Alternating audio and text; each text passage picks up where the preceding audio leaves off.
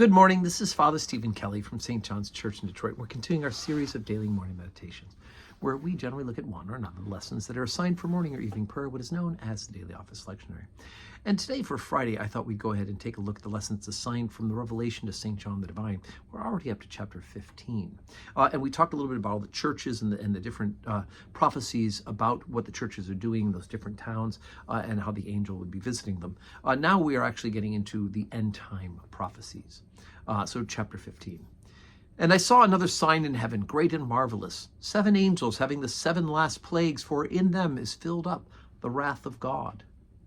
And I saw, as it were, a sea of glass mingled with fire, and them that had gotten the victory over the beast, and over his image, and over his mark, and over the number of his name, stand on the sea of glass, having the harps of God.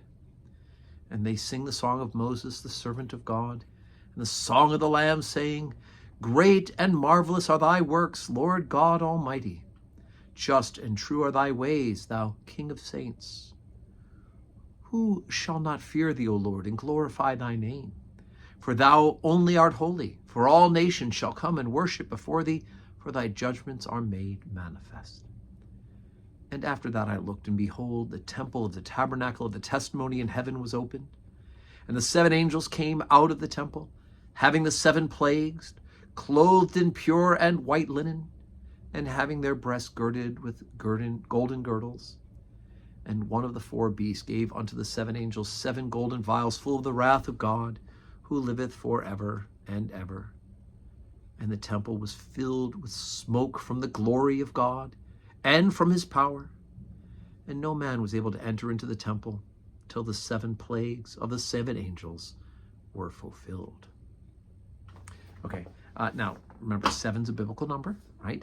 And it's a number leaning towards perfection. All these numbers, now don't get caught up in numerology thinking, well, if I can add things up, it'll give me secrets in the Bible. There's no secrets in the Bible. But there's certain numbers that have sort of power in the sense of power of recognition, right? The number 40 years in the desert, 40 days in the fasting in the desert, 40 years for the Israelites in the desert. So the number 40 comes up, and of course we carry that into our modern time with 40 days of Lent, 40 days of Easter between the resurrection and ascension, etc., things like that.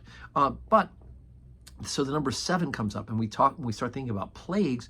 If I'm a Jewish listener and I start hearing about plagues, I'm going to think about the plagues. As he talks about the Song of Moses, I'm going to be reminded about the plagues that happened to the people of Israel when the people of Israel did not listen to God, and Pharaoh's heart was hardened. So God sent the plagues, right? And so once again, as John is seeing these images that are being revealed to him, and you trying to use human words to describe what it is he's seeing, there's also a wonderful recognition for those who are coming from the Jewish side, and we need to know our Old Testament in order to understand the New Testament, right? We don't really understand the fulfillment of prophecy and understand what some of the prophecies were about, right?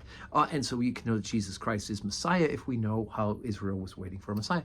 And so same thing here. We see this idea of plagues that are coming as the end times are upon us. And of course, that's going to come up in the coming days and weeks as we work our way, the rest of the way through the Revelation of St. John. So I don't want to jump ahead on us. But anyway, just so start thinking about those numbers, not as some sort of magic or a talisman, but as numbers of recognition. When we hear a number, we'll say, where else does that number occur to us in the Old Testament? So that it should be ringing off a bell going, 40, that's one of those numbers. And 7, that's a number too. So anyway, so don't go looking for some sort of magic number, but know that it's a way for us to draw signposts and guideposts to remind us what God has done so that we can believe that he will do what he says he will do. That makes sense. So today is Friday. We don't have public worship today at St. John's, but of course, God willing, you should be saying your prayers. Please pray for the parish, pray for your priest, and pray for each other, and know that I am praying for you. And may your Friday be full of blessings.